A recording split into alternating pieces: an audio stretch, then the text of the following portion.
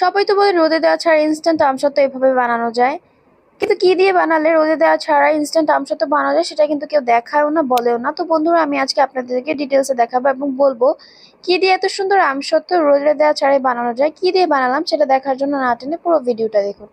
আমার চ্যানেলে নতুন হয়ে থাকলে চ্যানেলটাকে সাবস্ক্রাইব করবেন প্লিজ, আর ভালো লাগলে লাইক ও কমেন্ট করে প্রিয়জনদের কাছে শেয়ার করবেন। আসসালামু আলাইকুম বন্ধুরা, সবাই কেমন আছেন? যে যেখান থেকে আমার ভিডিওটা দেখছেন সবাইকে আন্তরিক শুভেচ্ছা ও অভিনন্দন। আমসত্ত্বটা বানানোর জন্য এখানে আমি 2 কেজি আম কেটে এভাবে টুকরো করে নিয়েছি। এখন একটা প্যানের মধ্যে আমগুলো ঢেলে হাফ লিটারের মতো পানি দিয়ে দিলাম। এখন একটা ঢাকনা দিয়ে ঢেকে সিদ্ধ হতে দেব। কিছু সময় পর ঢাকনা উঠিয়ে দেখলাম আমগুলো আস্তে আস্তে সেদ্ধ হয়ে গেছে। প্রথমে আমি স্প্যাচুলা দিয়ে আস্তে আস্তে করে নেড়ে চেড়ে নিয়েছি। এখন একটা ডাল ঘুটনি দিয়ে আস্তে আস্তে চেপে চেপে ম্যাশ করে নেব। আমগুলোকে আমি আটি থেকে আলাদা করে নিয়েছিলাম, তাই এখানে কোনো আটি নেই। এখন একটা বলের মধ্যে ছাঁকনি দিয়ে এইভাবে সবগুলো ঢেলে নিলাম। স্প্যাচুলা দিয়ে আস্তে আস্তে করে এইভাবে চেপে চেপে আমগুলো ছেঁকে নেব। আমগুলো ছাঁকা হয়ে গেছে, দেখুন আমের রসগুলো কেমন ঘন হয়ে গিয়েছে। এখন একটা পাত্রের মধ্যে সবগুলো রস ঢেলে নিলাম।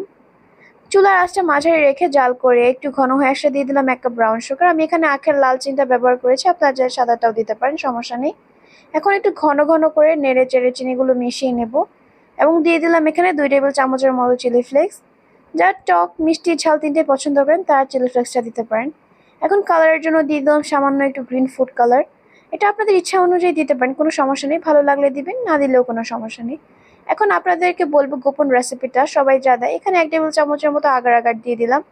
আগার আগার না থাকলে কর্নফ্লাওয়ারও দিতে পারেন, কোনো সমস্যা নেই।